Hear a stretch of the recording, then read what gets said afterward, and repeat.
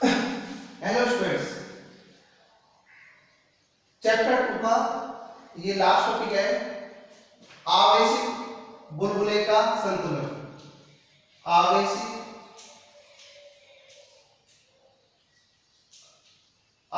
बुलबुले का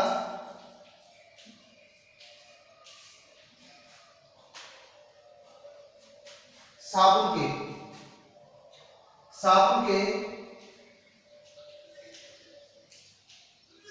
के आवेशित बुलबुले का संतुलन। राइट। तो सबसे पहले देखिए, साबुन का जो बुलबुला होता है वो कैसा होता है? गोल होता है। ठीक है भाई, कैसा होता है? गोल। अब इस पर क्या होता है? दाब आधिक्य लगता है। वो किस तरह से लगता है कि अंदर के कारण जो लगने वाला दाब होता है, अंदर के कारण इस तरह से दाब। राइट। ये वाला जो दाब होता है वो क्या होता है? बाह्य दाब से। ये आंतरिक दाब है। ये कौन सा दाब है? आंतरिक दाब। राइट। और ये यहाँ कौन सा दाब है? बाह्य दाब। बाह्य दाब का मतलब वायुमंडलीय दाब। बाह्य दाब यानी वायुमंडलीय दाब।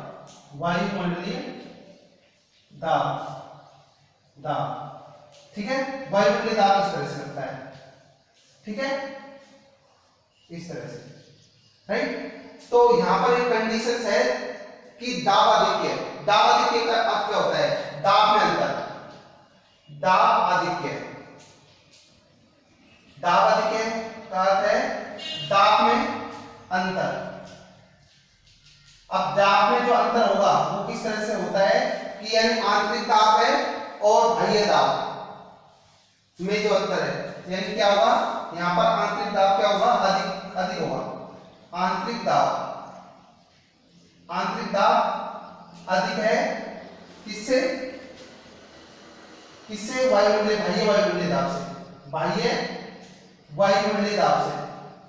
वायुमंडलीय दाब से। राइट। ठीक है ना।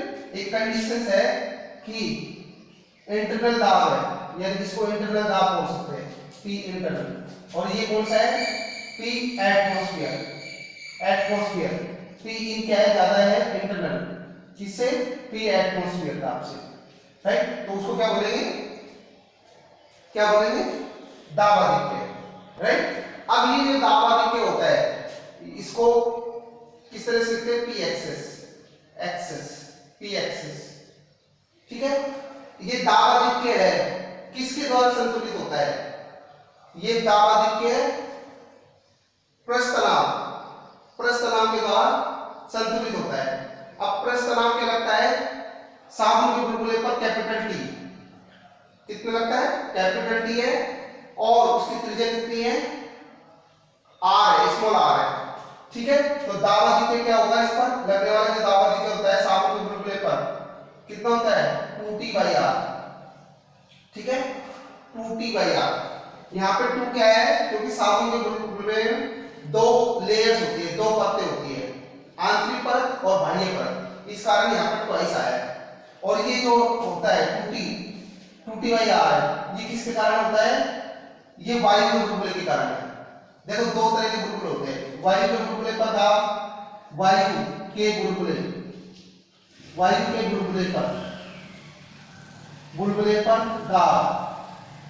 दाब कितना होता है? 2T/R। ठीक है। और साबुन के बुलबुले पर साबुन का जो बुलबुला होता है पर दाब कितना होता है? 4T/R। ठीक है। राइट। तो इनमें दोनों में डिफरेंस यही है कि वायु का बुलबुला होता है उस पर 2T/R होता है, और जो साबुन का बुलबुला होगा उस पर 4T/R। तो वही चीज अपने पास क्या आ जाएगा? यहाँ पर P एक्सेस, इसको शॉर्ट में लिख सकते हैं 4T/R। ठीक है ना। ये अपने पास एक समीकरण है। राइट। ठीक है। अच्छा, नेक्स्ट है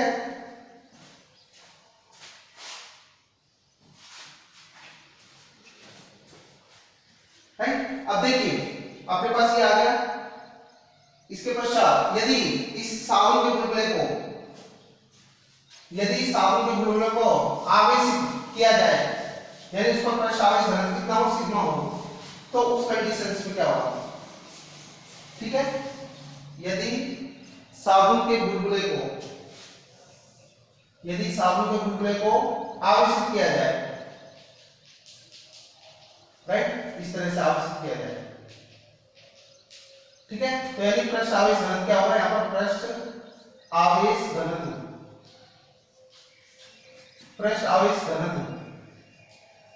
कितना होगा, सिग्मा होगा, राइट।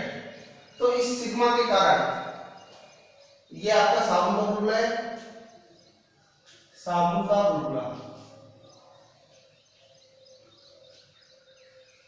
ठीक है। तो ये साबुन के बुलबुले पर अतिरिक्त दाब आ जाएगा, वो क्या दाब आ जाएगा, sigma square upon 2 epsilon not, ठीक है। तो यदि साबुन के बुलबुले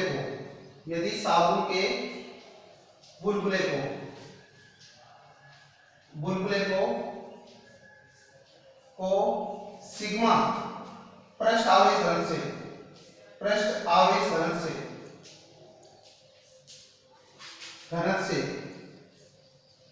से आवेशित किया जाए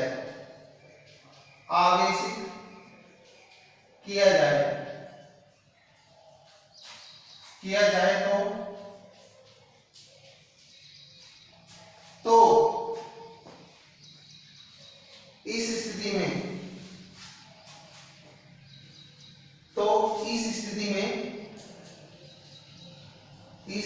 में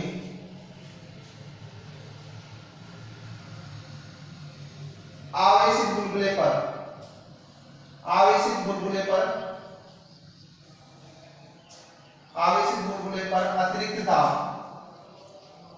अतिरिक्त दाब sigma square upon 2 epsilon not से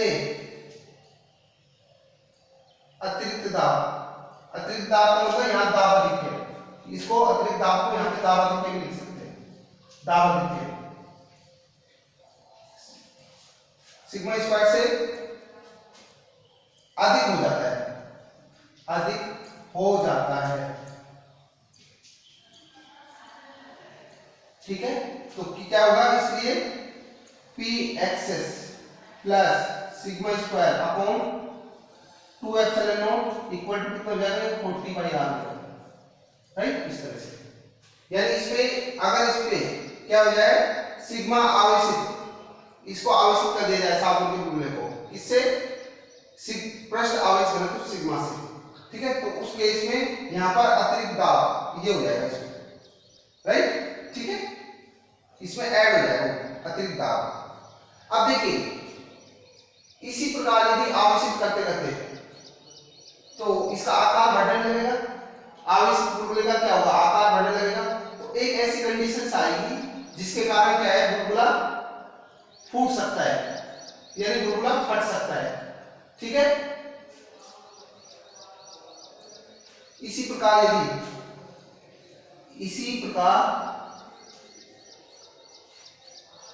यदि साबुन के बुलबुले को आवेशित किया जाए, साबुन के बुलबुले को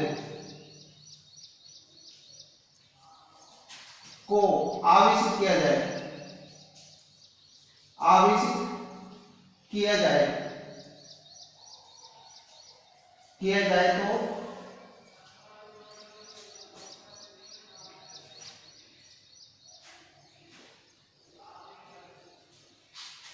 बुलबुले को आवेशित किया जाए तो साबुन के बुलबुले का आकार बढ़ने लगता है, आकार बढ़ने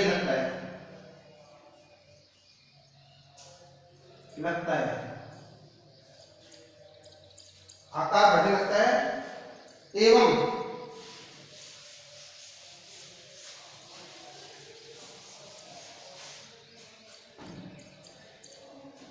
आकार बढ़ने लगता है। और एक स्थिति ऐसी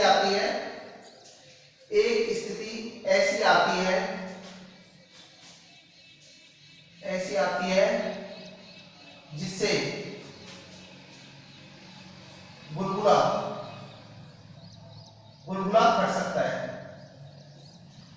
फट सकता है,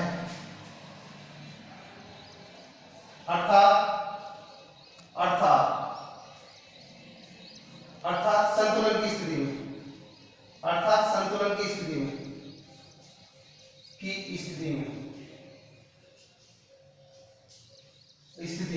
संतुलन की स्थिति में क्या होगा, पी एक्सिस का मान क्या हो जाएगा, 0 हो जाएगा। ठीक है, यानी इस पर प्लस आवेश को इस तरह से बढ़ाया जाए तो यानी आपका जो बुलबुला है वो फट जाए। तो फटने से पहले कि अधिकतम जो दाब होगा, मतलब जो दाब कितना होगा, दोनों के कारण, अंदर के कारण लगने वाला दाब और बाहर के कारण लगने वाला दाब, दोनों क्या है, बैलेंस हो जाएगा।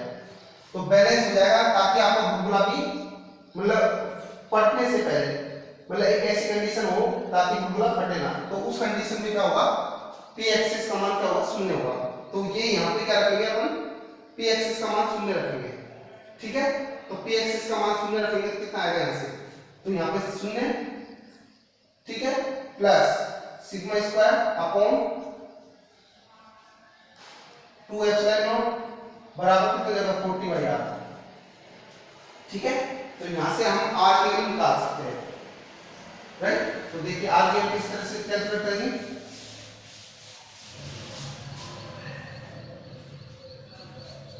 तो ये अपने पास sigma square upon 2 epsilon naught बराबर कितने हो जाएगा 40/r। यहाँ से आर की वैल्यू कितनी आएगी, आर, हमें ये आर की वैल्यू निकालनी है। तो आर की वैल्यू आएगी 8 epsilon nought T upon sigma square, ये अपने पास आर की वैल्यू आएगी, यानी आवेशित बुलबुले की त्रिज्या आएगी। पहले आवेशित बुलबुले की त्रिज्या, आवेशित बुलबुले की त्रिज्या, ठीक है, ये पहली चीज। इसी प्रकार इस पर पृष्ठ आवेश घनत्व भी निकाल सकते हैं। पृष्ठ आवेश घनत्व की वैल्यू किस प्रकार से निकालेंगे वो देखिए।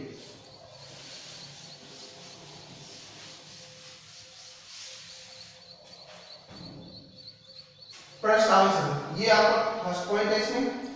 दूसरा है पृष्ठ आवेश घनत्व, पृष्ठ आवेश घनत्व सिग्मा। तो देखिए यहीं से हम निकाल सकते हैं, ठीक है, क्योंकि आर बराबर कितना है हमारे पास 8 epsilon nought T upon sigma square. तो यहां से सिग्मा स्क्वायर की वैल्यू निकालेंगे, तो सिग्मा स्क्वायर की वैल्यू कितनी आएगी, 8 epsilon nought T upon R हो जाएगा, राइट। ठीक है, देखिए तो सिग्मा की वैल्यू यहां से निकालेंगे, कितना आएगा, सिग्मा की वैल्यू आएगी root 8 epsilon nought T upon are,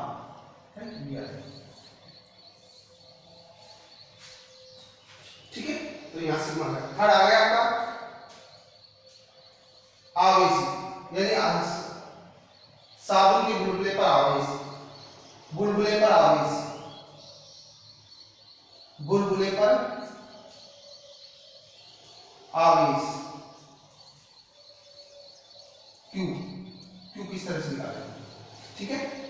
तो वो देखिए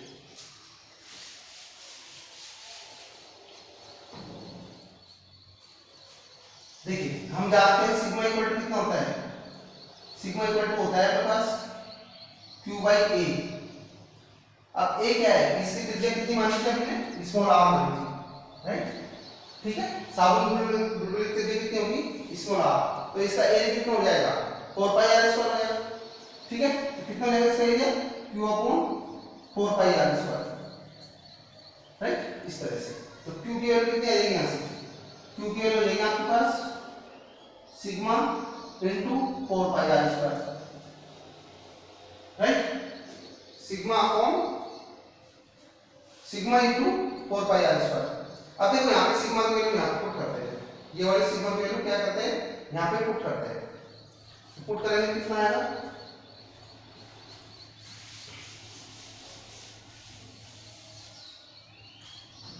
तो Q इक्वल टू हो जाएगा आपका, Q इक्वल टू हो जाएगा सिग्मा की वैल्यू पुट करेंगे 8 epsilon nought T upon r, ठीक है, यहाँ पे सिग्मा की वैल्यू ये वाली पुट कर दी इनटू इनटू कितना हो जाएगा 4 पाई r स्क्वायर, 4 पाई r स्क्वायर, राइट। अब देखिए सभी यहाँ पे देखिए 4 पाई तो आपका यहाँ पे आ जाएगा रूट में। अब देखिए यहाँ पे कितना हो जाएगा आपका ये 8 epsilon nought t upon r, ये कितना है गुणा r स्क्वायर है, राइट।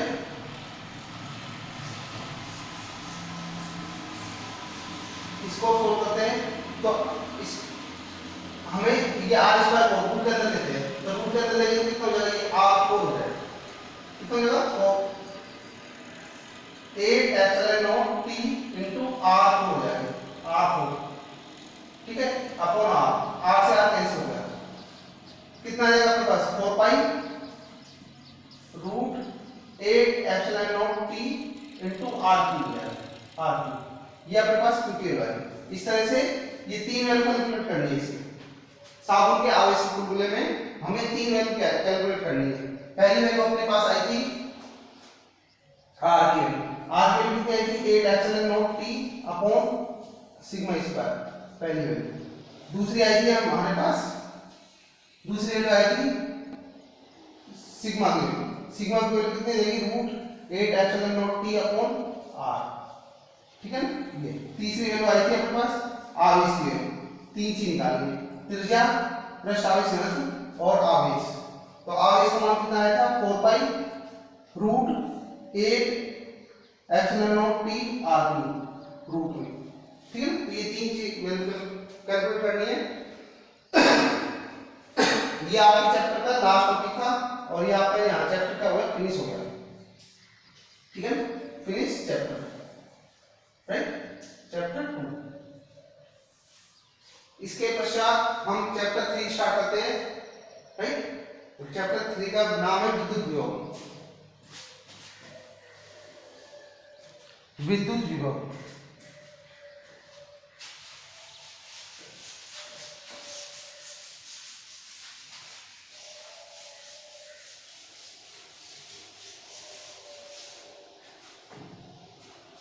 अध्याय 3, अध्याय 3, ठीक है। तो उसका नाम है विद्युत विभव, विद्युत विभव।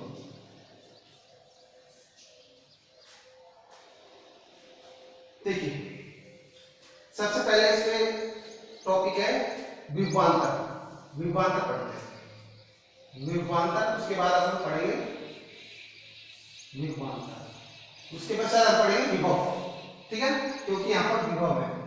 पहले विभवांतर पढ़ लेते हैं। तो सबसे पहले देखिए विद्युत क्षेत्र दो तरह के होते हैं, कौन कौन से होते हैं, एक समान विद्युत क्षेत्र होता है और एक असमान विद्युत क्षेत्र होता है। एक समान विद्युत क्षेत्र किस तरह से होगा, इस तरह से। ये कौन सा विद्युत क्षेत्र है, एक समान, एक समान क्षेत्र है, एक समान विद्युत क्षेत्र, ठीक है। अब एक समान कैसे होगा, क्योंकि देखो ये सभी एक ही डायरेक्शन में, एक ही डायरेक्शन में सभी की दिशा एक ही है। दूसरी चीज क्या है, इन दोनों के बीच में इक्वल डिस्टेंस है, सभी के बीच में क्या है, इक्वल डिस्टेंस है सभी में, राइट। और इनका परिमाण भी क्या है, सेम है सभी का, देखो सारी क्या है, सेम है, परिमाण क्या है, सभी का परिमाण समान है, राइट। तो इस तरह से हम ये पहचानेंगे कि एक समान विद्युत क्षेत्र, जिसको हम यूनिफॉर्म इलेक्ट्रिक फील्ड कहते हैं, यूनिफॉर्म इलेक्ट्रिक फील्ड,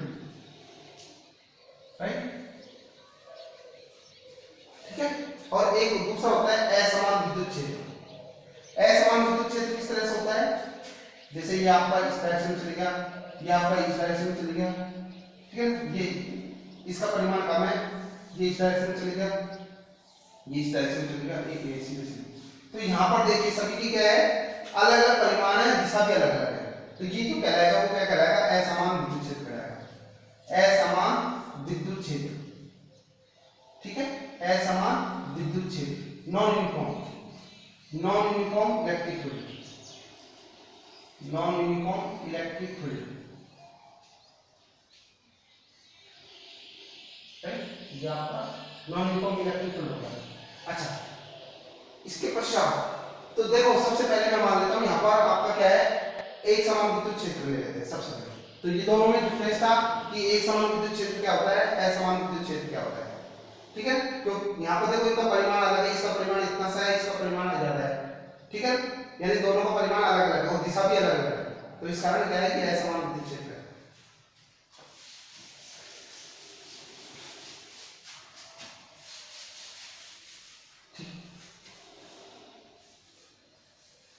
अब देखिए सबसे पहले हम मानते हैं, ये एज्यूम करते हैं कि कोई भी आवेश, मतलब आवेश को समान विद्युत क्षेत्र में रखते हैं, ठीक है ना, एक समान विद्युत क्षेत्र में रखते हैं। तो यहाँ पर दो बिंदु कंसीडर कर लेते हैं, एक बिंदु ए है और दूसरा बिंदु बी है, ठीक है, दो बिंदु कंसीडर कर लेते हैं। अब एक कोई परीक्षण आवेश है, परीक्षण आवेश को बिंदु ए से बिंदु बी तक ले जाने में जो कार्य किया जाता है, वो किया गया कार्य क्या कहलाता है, विभवांतर ही कहलाता है, ठीक है। यानी किसी आवेश को, किसी एक आवेश को परीक्षण आवेश क्या है, क्यू नोट है, क्यू नोट क्या है, क्यू नोट क्या है, अल्प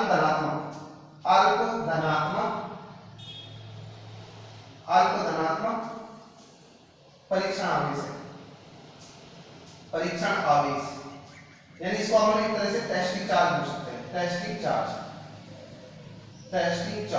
यानी जिस पर हम टेस्ट करना चाह रहे हैं, ठीक है। अल्प धनात्मक यानी ये पॉजिटिव होता है, राइट, और जिस पर क्या होता है, पॉजिटिव अल्प वैल्यू कम होती है, अल्प, इस कारण इसका अल्प पॉजिटिव, ठीक है। तो यहाँ जो कार्य किया जाता है डब्ल्यू ए बी, ए से बी तक ले जाने जो कार्य होता है, राइट। तो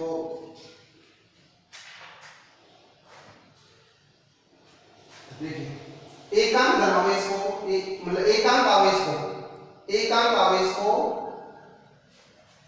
एक समान विद्युत क्षेत्र में स्थित बिंदु ए से बिंदु बी तक ले जाने में जो कार्य किया जाता है वो क्या कहलाता है, विभवांतर कहलाता है, ठीक है। तो किस तरह से लिखेंगे इसको,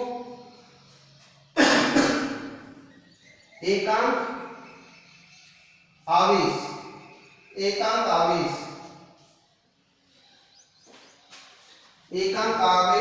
क्यू नॉट। अब ये आवेश कौन सा आपका, परीक्षण आवेश है, एकांक आवेश परीक्षण, ठीक है, क्यू नॉट को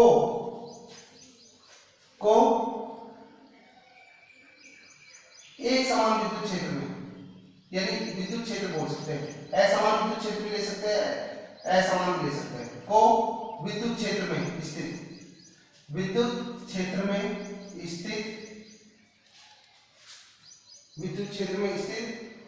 ए से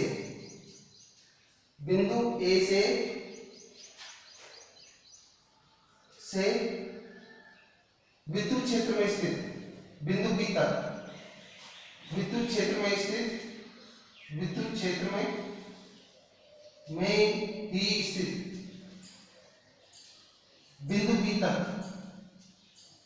बिंदु बी तक ले जाने में किया गया कार्य ही विभवांतर कहलाता है, राइट, ठीक है। तो कितना हो जाएगा, V B minus V A, यानी ए से बी तक ले जाना, कितना हो जाएगा, W A B upon Q nought, right. यदि इसको एकांक कर देंगे हम, एकांक मतलब 1 कूलम कर देंगे, तो वहां पे 1 कूलम आएगा तो कितना आएगा, कार्य आएगा, ठीक है। तो इस तरह से ये विभवांतर है, राइट, समझ में आया। यानी आप क्या कर रहे हैं, ये आवेश को यहां से लेके यहां पे ले जाना चाह रहे हैं, ठीक है, यहां से यहां पे ले जाना चाह रहे हैं, तो उसी विद्युत क्षेत्र में स्थित दोनों क्या है, दोनों बिंदु उस सेम विद्युत क्षेत्र में स्थित है, ए और बी, ठीक है। तो ए से बी तक ले जाने में जो कार्य किया जाता है, ठीक है, मान लेते हैं यहाँ पर जैसे परीक्षण आवेश क्या है, एकांक नहीं माने, तो एकांक नहीं मानेंगे तो क्यू नॉट भी आएगा, ठीक है। अगर यदि हम इसको एकांक मानेंगे तो यहाँ पे 1 कूलम हो जाएगा, ठीक है। तो इस तरह। अब देखिए, अब ये जो किया गया कार्य होता है वो किसके रूप में संचित होता है, स्थिति ऊर्जा के रूप में संचित हो जाता है। ठीक है, किया गया कार्य, यहाँ पे जो किया गया कार्य है स्थिति ऊर्जा के रूप में संचित होता है।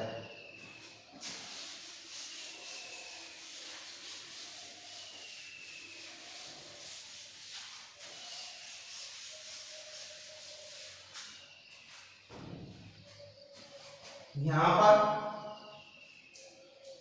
किया गया कार्य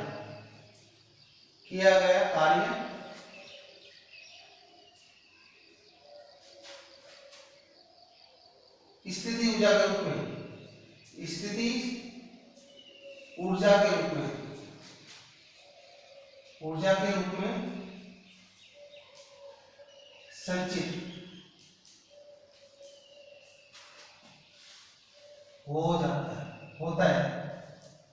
ठीक है, किस तरह से होगा, यहां पर तो VB माइनस VA बराबर कितना हो जाएगा, यहां पे UB माइनस UA हो जाएगा। ठीक है, अपॉन Q0, राइट, इस तरह से। यानी U क्या है, स्थिति ऊर्जा है।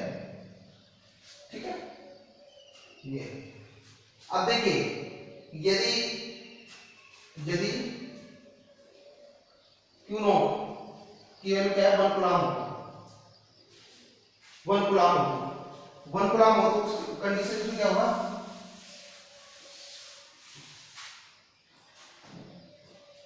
1 कूलम हो, इसलिए VB minus VA equal to कितना हो जाएगा, UB minus UA equal to 1 coulomb. ठीक है, तो इस कंडीशन कितना हो जाएगा, VB माइनस VA बराबर कितना हो जाएगा, UB माइनस UA। ठीक है, ये नेक्स्ट आता है आपका विभव। ठीक है, तो विभव के लिए इसमें विभव के लिए लिखते हैं,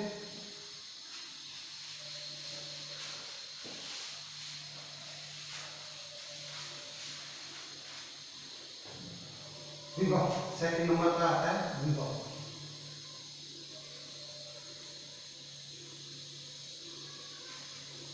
देखिए मैंने यहाँ पे कंसीडर किया था एक समान विद्युत क्षेत्र, ये कैसा है, एक समान विद्युत क्षेत्र, एक समान विद्युत क्षेत्र।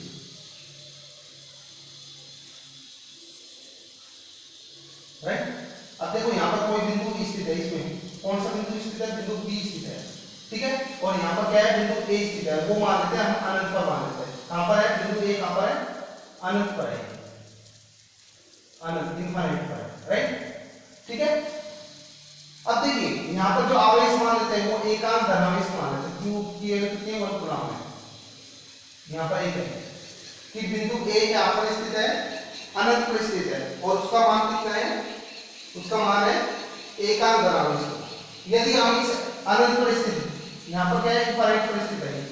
ठीक है, यदि इस आवेश को हम विद्युत क्षेत्र में स्थित बिंदु तक लाने में जो किया गया कार्य होता है वो ही क्या कहलाता है, विभव कहलाता है।